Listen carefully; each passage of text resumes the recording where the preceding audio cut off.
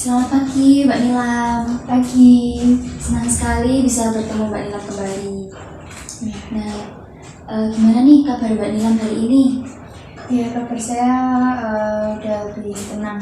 Lebih tenang ya Mbak? Baik, iya. Oke, baik. Untuk tadi malam gimana tidurnya? Apakah sudah nyenyak atau mungkin masih terganggu pikirannya? Ya, saya sedikit terganggu sih Mbak, karena kepikiran masalah-masalah gitu.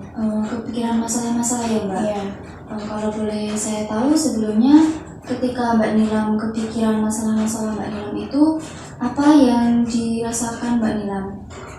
Saya jadi merasa tidak berharga lagi sih Mbak. Saya Tidak berharga. mengurung diri lagi. Mengurung diri ya Mbak. Ya.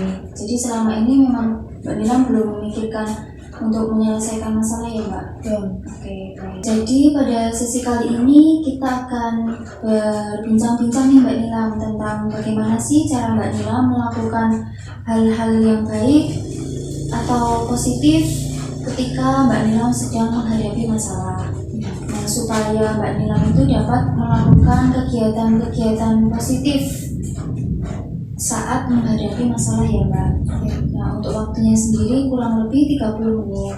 Untuk tempatnya di sini saja. Mbak Nilam bersedia? Sudah. Baik, kalau gitu. Jadi di sini kita akan membahas nih kegiatan-kegiatan positif yang dapat Mbak Nilam lakukan ketika Mbak Nilam sedang menghadapi masalah.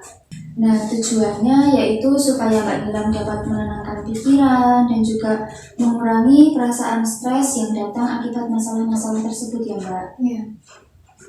Nah, hal-hal yang perlu disiapkan, nanti kita akan membuat daftar kegiatan-kegiatan positif yang bisa dilakukan Mbak Nilam saat menghadapi masalah agar pikiran Mbak Nilam lebih tenang.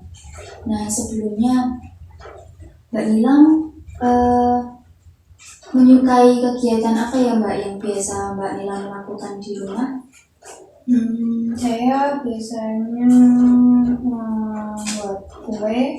Iya, betul, membuat kue. Selain itu, Baca-baca buku. membaca buku ya Mbak. Nah, ketika Mbak Nilam melakukan itu, apa yang Mbak Nilam rasakan? Ya, saya merasa lebih ceria. Lebih ceria ya Mbak? Iya, dan saya lebih fokus pada apa yang saya lakukan. Lebih fokus terhadap apa yang Mbak Nilam lakukan. Oke, baik.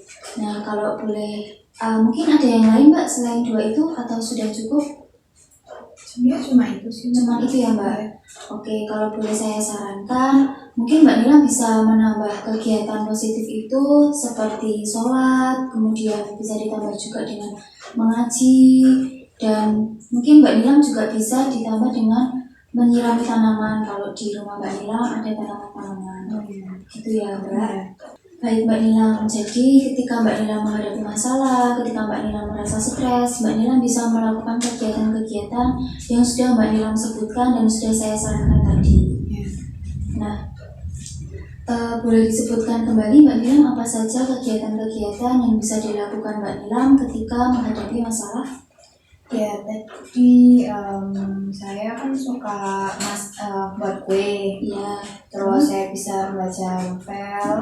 Benar sekali. Terus saya bisa sholat, Ya, mengaji, lalu menyirami tanaman. Ya, bagus sekali Mbak Nilam. Jadi Mbak Nilam sekarang udah tahu ya Mbak, udah paham kegiatan-kegiatan positif nanti yang akan Mbak Nilam lakukan ketika Mbak Nilam menghadapi masalah. Ya. Nah, jadi manfaat dari Mbak Nilam melakukan kegiatan-kegiatan positif itu agar pikiran stres Mbak Nilam ketika itu pikirannya itu bisa teralihkan ke kesibukan Mbak Nilam melakukan kegiatan-kegiatan tadi. Nah, baik. Jadi bagaimana perasaan Mbak Nilam nih setelah kita membahas tentang kegiatan-kegiatan positif saat menghadapi masalah? Ya, saya jadi lebih paham Mbak kalau kegiatan positif itu bisa mengalihkan stres saya ternyata. Oke, bagus sekali Mbak Nilam. Jadi sekarang Mbak Nilam sudah mengetahui ya Mbak manfaat dari kegiatan-kegiatan positif itu. Ya. Oke, jadi ketika sesi ini berakhir, Mbak Nilam bisa melakukan kegiatan-kegiatan positif tadi di sini ya Mbak. Nah, jadi kegiatan-kegiatan itu nanti kita bisa masukkan ke jadwal harian Mbak Nilam ya Mbak. Mbak Nila mau melakukannya berapa kali dalam sehari mungkin? Kalau yang buat kue mungkin 1 minggu 2 kali aja. 1 minggu 2 kali saja ya Mbak. Oke, boleh. Oke, baik. Nanti Mbak Nila bebas mau melakukan kegiatan itu dalam kurun waktu berapa hari ya Mbak, ya berapa kali sehari. Ini nanti bisa Mbak Nila masukkan sendiri itu dalam jadwal harian Mbak Nila ya. Nah, jadi untuk pertemuan kali ini mungkin sudah cukup. Untuk pertemuan selanjutnya kita akan membahas tentang rencana masa depan untuk Mbak Nila sendiri. Oke, baik Mbak Nila, untuk rencana selanjutnya yaitu membuat rencana untuk masa depan. Nah, waktunya jam 9 sampai seperti hari ini dan tempatnya di sini saja. Bagaimana Mbak Nila bersedia? Iya. Kalau begitu Mbak Nila bisa beristirahat kembali. Saya izin untuk pamit terlebih dahulu ya Mbak Nila. Iya, permisi.